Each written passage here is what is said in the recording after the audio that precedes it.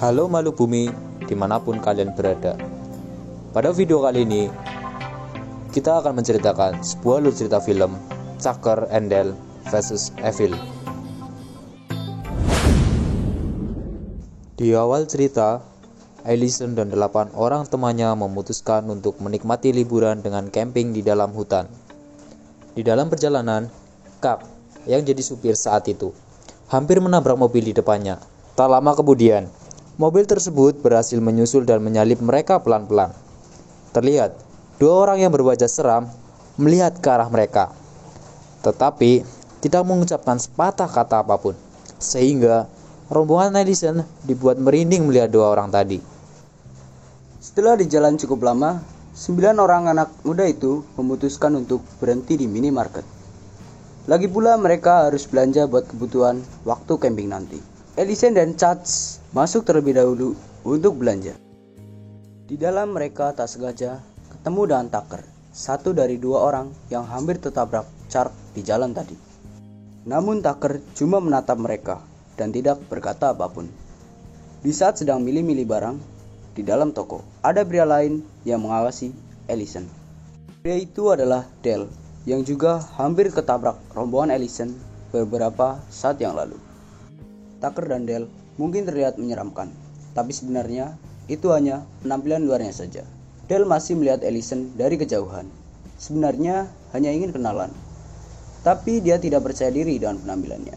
Ia kemudian berkata kepada Tucker, "Mana mungkin saya seperti dia mau diajak kenalan sama pria kampung sepertiku." Sebagai teman yang baik, Tucker mengingatkan Dale untuk lebih percaya diri.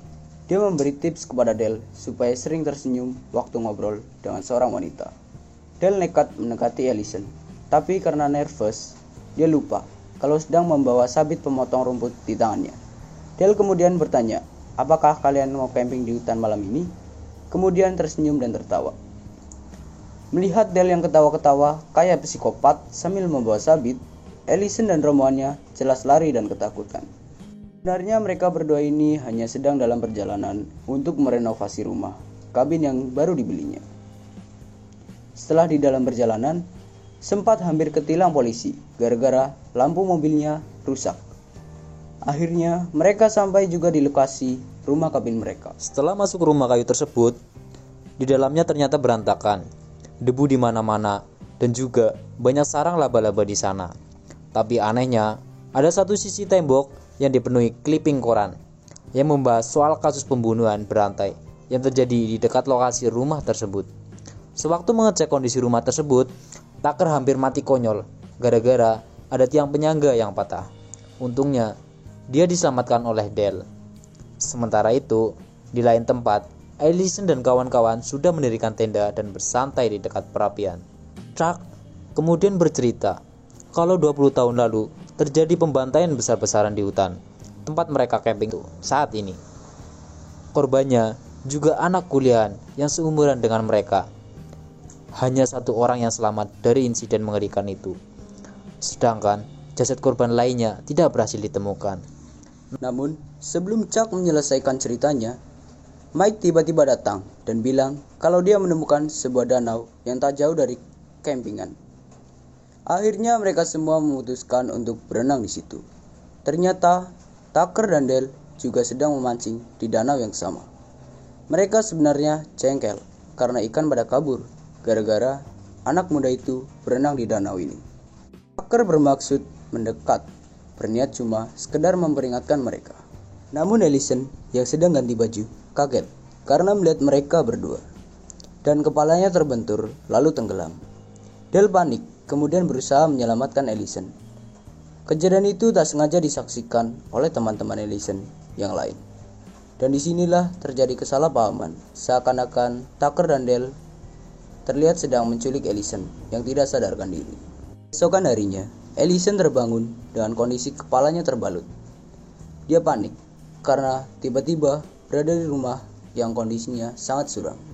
Dale kemudian masuk ke kamar dengan membawa sepiring makanan, tapi malah mengejutkan Allison. Si Dale lalu meminta maaf karena membawa Allison ke rumah itu. Kemudian bercerita kalau semalam Allison mengalami insiden dan teman-temannya yang lain malah melarikan diri. Jadi, dia dan Tucker tidak punya pilihan selain harus menyelamatkannya lalu membawanya ke rumah. Allison sedikit lega mendengar cerita dari si Dale, karena dia dan teman-temannya sempat mengira kalau mereka berdua ini adalah orang jahat dan psikopat. Chuck dan 7 orang teman lainnya berhasil menemukan kabin milik Tucker dan Dale. Dia menanyai Chuck soal kejadian semalam. Masalahnya, Chuck semalam dalam kondisi mabuk. Lalu dia berkata kalau sepertinya ada orang yang memakan Allison hidup-hidup. Padahal yang sebenarnya terjadi saat itu, si Dale berusaha melakukan pernafasan buatan untuk menyelamatkan Allison yang tenggelam. Mendengar cerita Chuck, 7 orang lainnya jadi merinding dan ketakutan. Tapi berbeda dengan Chad, ia bersikeras ingin menghajar Tucker dan Dale sendirian. Chuck kemudian menyuruh Mick untuk mengalihkan perhatian Tucker yang saat itu sedang di luar. Tucker sebenarnya berniat memotong pohon untuk memperbaiki tiang rumah yang hampir membunuhnya semalam. Akan tetapi, tak disengaja, gergaji mesinnya tidak sengaja memotong sarang tawon yang berada di dalam pohon tersebut. Otomatis, dia berlari karena dikejar sekumpulan tawon. Melihat Tucker yang tiba-tiba berteriak dan berlarian membawa gergaji mesin, ke-8 anak muda itu kabur kemana-mana. Mick lari ke dalam hutan sendirian, mengira kalau Tucker mengejar dia.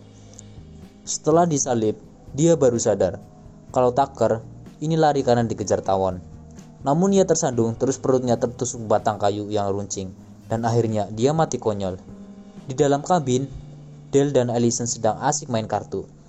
Tucker tiba-tiba masuk dengan wajah yang bengkak karena sengatan tawon tadi. Dia berkata kepada Allison, "Aku tadi melihat teman-temanmu di luar, akan tetapi mereka juga lari karena dikejar tawon." Sementara itu, Chuck dan 6 orang lainnya menemukan jasad Mick dengan kondisi yang sangat mengenaskan. Mereka mengira kalau Tucker lah pelakunya. Sesaat kemudian, mereka menemukan sebuah pesan yang diukir di batang kayu yang bertuliskan, "Teman kalian bersama kami." Sementara itu, Tucker dan Dale melanjutkan pekerjaan mereka. Allison kemudian keluar, berniat membantu Dale untuk menggali tanah. Dari kejauhan, anak-anak lain yang melihat itu mengira kalau Dale memaksa Allison untuk menggali kuburannya sendiri. Akhirnya, mereka satu persatu berusaha menyerbu Tucker dan Dale. Dari kejauhan, ada anak-anak yang berlari ke arah Dale sambil membawa tombak kayu. Tapi dia tersandung dan malah kena tusuk sendiri. Allison berusaha memperingatkan Dale, tapi dia nggak sengaja kena pukul yang dibawa Dale. Di lain tempat, ada juga anak yang berlari ke arah Tucker. Sewaktu loncat, ia nggak sengaja masuk ke dalam mesin penghancur kayu. Tentu saja Tucker kaget bukan main dan berusaha menolong anak itu. Tapi Chloe yang melihat dari jauh seakan-akan mengira Tucker lah yang membunuh anak tersebut. Mereka berdua panik dan berpikir, ada yang gak beres dengan anak-anak ini. Lalu dengan polosnya, Tucker mengira kalau anak-anak ini adalah anggota sekte sesat yang berencana bunuh diri massal. Setelah mendapat laporan Chuck, tak lama kemudian sheriff datang ke kabin mereka. Tucker menjelaskan kalau anak-anak ini anggota sekte sesat dan mereka bunuh diri massal di dalam hutan itu. Sheriff ke kabin dan memeriksa kondisi Allison yang pingsan. Gara-gara kena pukulan skop Dale, namun sewaktu mau ngobrol, dia nggak sengaja bersandar di tiang rumah yang rusak. Akibatnya, kepalanya tertusuk papan yang dipenuhi paku. Jadi, semua anak yang di dalam mobil makin salah paham, mengira kalau sheriff dibunuh oleh Tucker dan Dale. Chuck mengambil pistol pemilik sheriff dan gak sengaja malah menembak kepalanya sendiri. Tucker dan Dale berlarian masuk ke dalam rumah setelah Chuck mengambil pistol dan menembaki mereka. Dale makin emosi ketika tahu kalau Chuck menyekap anjing kesayangannya. Dia kemudian mengambil pistol, menembak paku, dan mulai menembaki anak-anak itu. Untuk mengalihkan perhatian sementara, Tucker membebaskan anjing mereka. Tapi nasib sial lagi-lagi menimpa Tucker. Ia tertangkap oleh Chuck yang kemudian memotong 2 jarinya untuk balas dendam. Dalam kabin, Allison sudah sadarkan diri. Dia terkejut melihat mayat yang bergeletakan di mana-mana. Ketika keluar, Allison menemukan bungkusan yang berisi potongan jari Tucker. Melihat itu, Dale bersikeras untuk keluar dan menyelamatkan Tucker. Setelah semalaman mencari dia pun berhasil menemukan Tucker yang digantung dengan kondisi terbalik. Kesempatan itu digunakan Chuck dan anak lainnya untuk mencari Ellison di dalam kabin. Dia berencana untuk membakar kabin kayu itu. Tapi Ellison meyakinkan kalau Tucker dan Dale sebenarnya bukan orang jahat.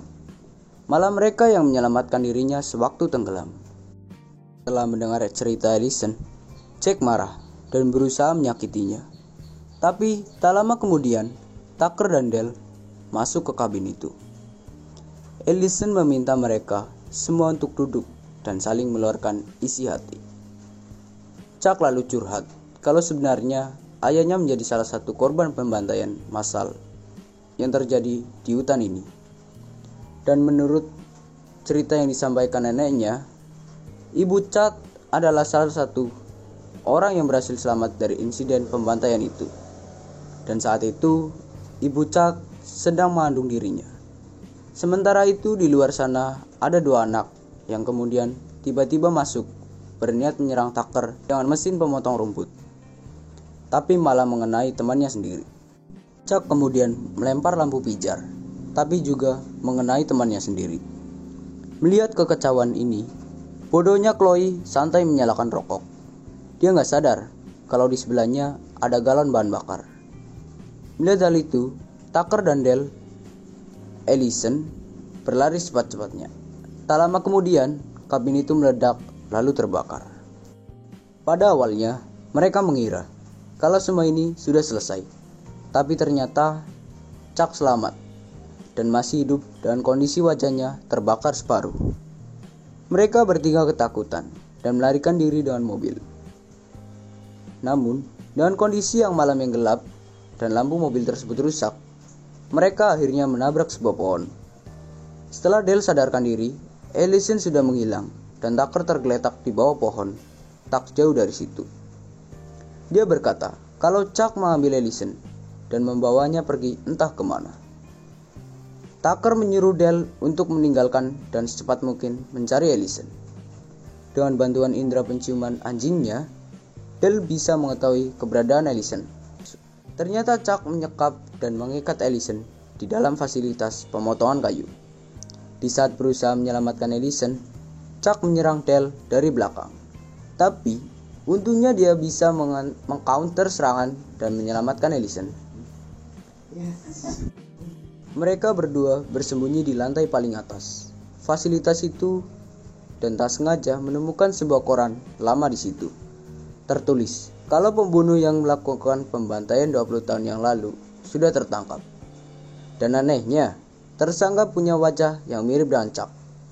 Kemudian Ellison ingat kalau ibunya sedang hamil sewaktu insiden ini, dan jasad ayahnya tidak berhasil ditemukan. Si Dale kemudian mencoba meyakinkan Kate kalau pelaku pembunuhan tersebut adalah ayah kandungnya yang asli. Namun, Chuck makin marah karena dia gak rela kalau ayahnya seorang pembunuh.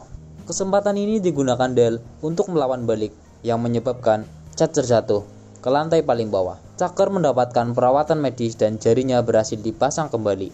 Sedangkan Dale sudah percaya diri dan berani ngajak Ellison untuk pacaran. Jangan mudah percaya dengan apa yang kalian lihat. Sekian video dari channel ini dan